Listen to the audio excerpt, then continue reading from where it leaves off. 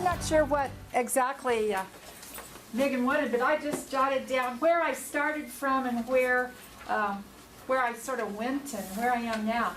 I think I came in here the first day pretty arrogant, to sum it up. I thought, I've been teaching online for going on 10 years and I know all there is to know. And boy, have I had the blocks knocked out from under me, I guess. My challenge for myself was that I've been teaching the health services synthesis class for many years, both in class and online. So I've had the long semester, the 16-week, both simultaneously in class and online. That's easy enough, basically. And then I've done a summer session with 5 weeks. You cut out a few things, you got 5 weeks. When the core changed to the 39 core, the class became a writing embedded class.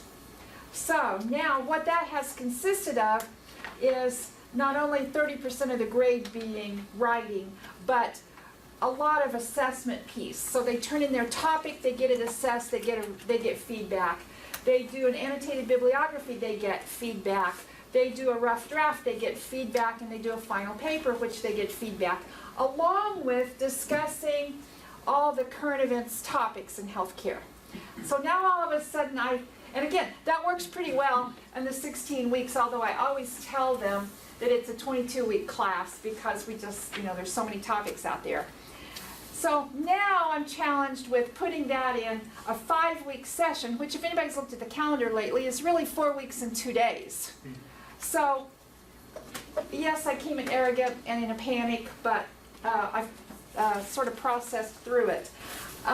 Totally redesigned, and I try to look at it as from a vertical mindset to a horizontal mindset. And that may not make any sense to anybody but me, but I think when I was thinking vertical, I was thinking you give them week 1, and then you give them week 2, and then you give them week 3. And so you progress. And we all stay 1 week ahead of them. But this time we took the topics and we turned it into basically 5 or 6 topics. I think, scroll that down just a bit. Part of what they do as well is a resume, and they do a synthesis assignment, and I'll talk about that in a minute. So we left it with 2, 4, 6 modules. All that information is going to be there. So they have access to every bit of it from the beginning of the course. And then I couldn't quite figure out how to get them to write the papers. So they'll actually choose. 2 papers will be written, and we decided to do short papers. I simply can't turn around. Like right now I'm finishing grading 25, 30-page papers. I can't turn that around in the 4 weeks and give them any kind of feedback. So we decided they'd do 3 shorter papers in addition to their own story, their synthesis assignment. So 2 of the papers will be based on these topics, and then 1 of their own choosing, which will be based on like current news events. I have them subscribe to Kaiser, and then I give them a list of all kinds of resources, the Wall Street Journal, Robert Wood Johnson Foundation, all the health kind of sites. So now I feel like it's going horizontal, if that makes any sense at all. Everything's here, and I think the pressure's going to be off of me from the standpoint of I don't have to stay a week ahead of them. It's not ready by a long shot. And in fact, one of my criticisms has been that I'm still working in a storage site because Blackboard's not out there for us. And Roxanne and I talked once about some of the links and everything don't roll over very well. You'll have to reload those. So if I had a request, I think it would be that Blackboard appears to us middle of the semester instead of 2 weeks ahead of time. That's not very much time when you're going to work on such a short frame anyway. But along the way, I had some sort of epiphany. Megan and Ashley probably thought I was having a seizure, but it just occurred to me one day while we were working on it that this whole thing, not only was I arrogant thinking I could do, I knew everything there was about distance ed, but I also was pretty arrogant not giving them enough methods to get my information, if that makes any sense. You know, my big criticism was, well, it's in the syllabus. And I expected people to be able to read my syllabus and understand what I wanted, and then I had a tendency to get really irate when they didn't, and they were writing me all these, what I considered to be stupid questions. And I think all of a sudden, I'm realizing that, and I teach leadership for heaven's sakes, I hate to admit that, you know, that I teach learning styles. And it's all of a sudden I realized I was giving them one learning style, one piece, and expecting them to get it. And then they were writing these stupid questions, and I'm saying, well, it's in the syllabus, not even catching on, I think, that, oh my gosh, some of them need it this way, some of them need it in a voice thread, in an audio, some of them need it in a picture, a PowerPoint. And as we were working on the different ways they link to some of these things, it just, there I was having a seizure in the middle of the session, and thinking, wow. So I've come a long ways in, I think, in my own mindset, and I think I'll be different toward the students this time, in that, okay, if they didn't get it, if they couldn't understand what I was trying to tell them here, maybe they'll understand when I am talking through it, or maybe they'll understand when they actually see the PowerPoint with me talking through it. So in that respect, I really had, we had a whole conversation on diversity of all things, because I think we think of diversity as, you know, you're Asian, you're African American, you're something else, but diversity really means the different kind of students too. So you can imagine when that all hit me in the middle of, you know, 10 o'clock on Friday, and I'm screeching, oh my gosh, I get it, I finally get it. At the same time, that really took away that arrogant piece of mindset I think that I had about how to do a class. So I totally have redone the syllabus. I like the blackboard as well to sort of lead you through. I love discovering I could put a line there. That was pretty simple, but I think sometimes, and Mike's sitting here, so I'll just rat him out. Sometimes Mike comes into our meetings and says, oh, I discovered this new way to do things, so now we're going to do it this way.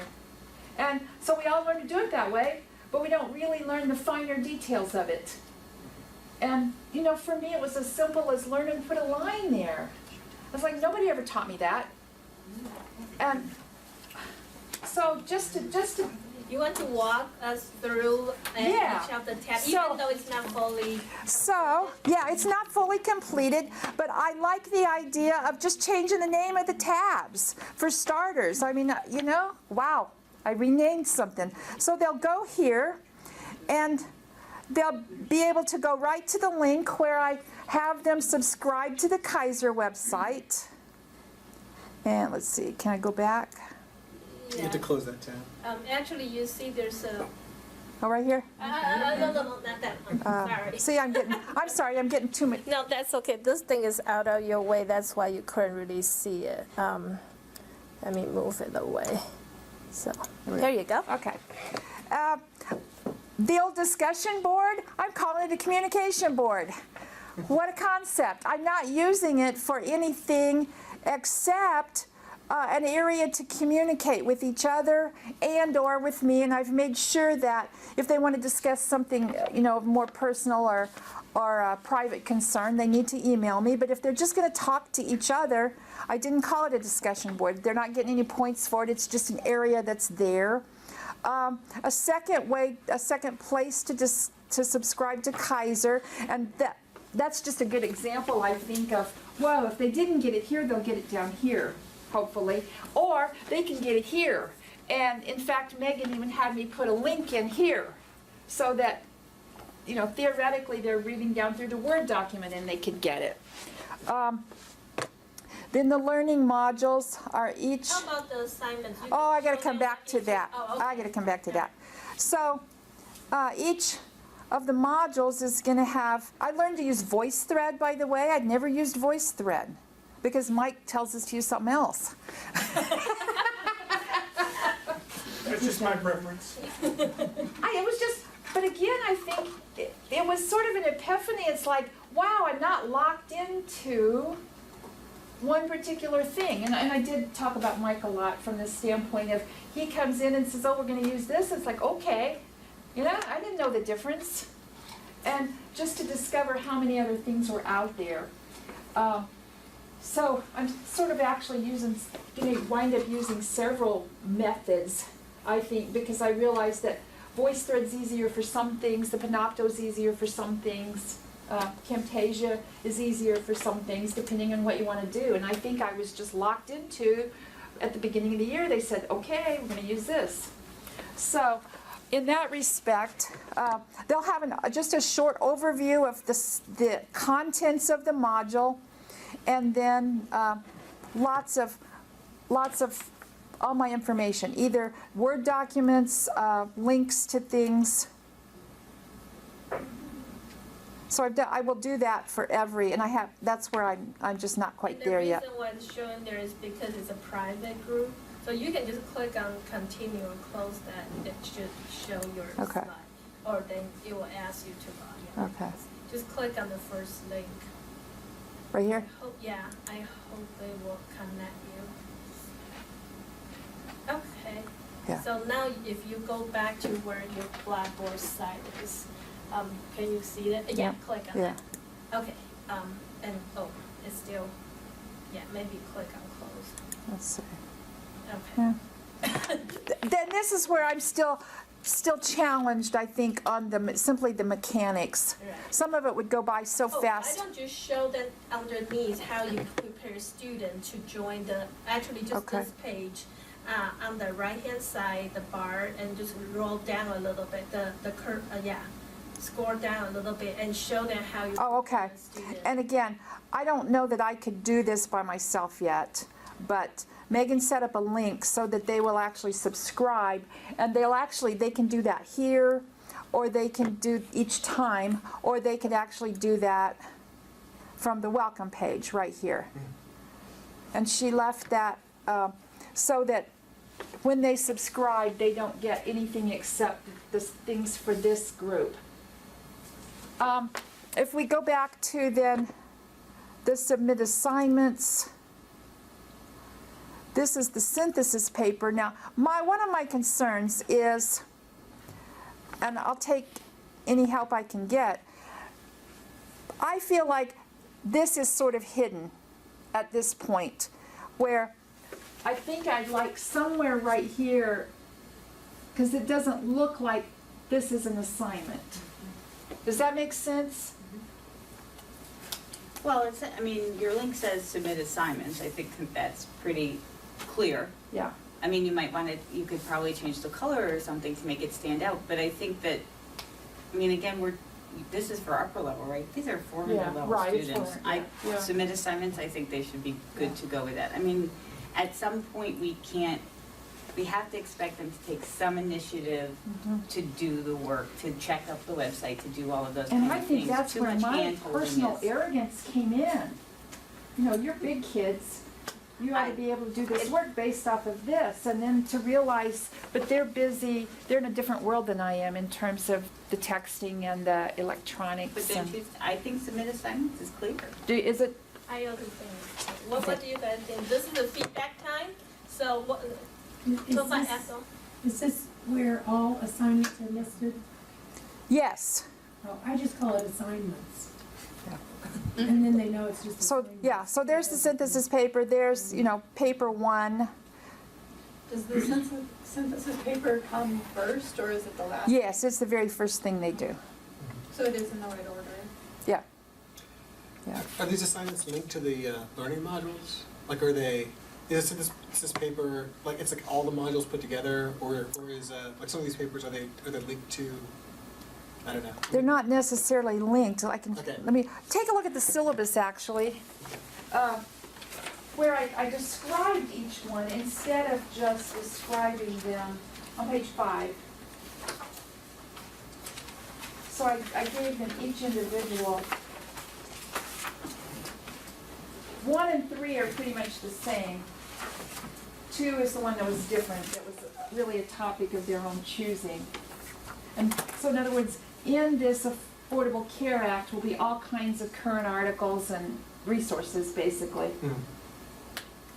I think what Alex said, I've done it several different ways, but I think the students, they like to know what all the assignments are, but they like to know, like to see them also in the module. In the modules themselves, that's a really good idea. And we can create a shortcut there, which, will help you to set it out. But do your assignments link to a specific module? That's what I was asking. Not necessarily, no. So then you really. Because they could choose any of the topics. Right, so you really can't link them to a specific module. I mean, do you give a rundown of how the course site is set up in your welcome message? No, but. That's something that could be helpful. I was gonna argue that in terms of usability, because I teach technical writing, so I'm listening to you talk about the course and I'm trying to understand the course itself, but I'm still interested in the student as the user. And I agree with Jen that assignments or submit assignments is great. I almost argue it needs to be its own tab. So those lines that you love, you might want to create another on top. And And then, then capital letters maybe? yes, those things need to be parallel See, now along that I those can do that, tabs. that's so exciting. Yeah, all of these tabs should be. It doesn't take much to get me excited. Right. My other suggestion was that all the tabs are become parallel. So your formatting of these words become parallel. So you decide whether you want to have verbs in front or whether you want words, just nouns. Does that make sense? Because what you're doing to the user is their eyes are going to go directly to submit assignments. And I agree, if you change that to assignments, their eyes will go directly there because you have that standing out. Now, these learning modules need to have numbers in front, Roman numerals or something alphanumeric, so that students can see the tier of the assignment. And that goes back to what you just said as well, and what Alex said in terms of numbering as the user. No matter when I go in, I know what learning module I'm on, and I know the associated topic. Gotcha. And I think what you have there is really good. Those are just small, Yeah. sort of usability. Yeah, and that's where I think that's sort of been the struggle in just sort of getting my mindset around it. Now, if I go back to the start here thing, one thing that I really did like is simply having the calendar there. Wow. In terms of, always before, and obviously there's nothing on there for April, but in terms of having my syllabus, not having to redo the syllabus every time. Because every time, and then I think that's where if you're going to make an error, I know in my case, I made a few errors. You put something on a calendar and then you forget to change the date for the next semester. So I totally have done away with the date, any kind of dates in here, which I really liked. So I'm getting there, and I don't have much more time because it does start May 15th. So I'm pushing it, but all along the way, I've just really, it's like, wow, why didn't I ever think of that before? So if nothing else, I think my arrogance is gone, and I can learn, old dogs can learn new tricks or whatever. That's give Ethel a rubber country.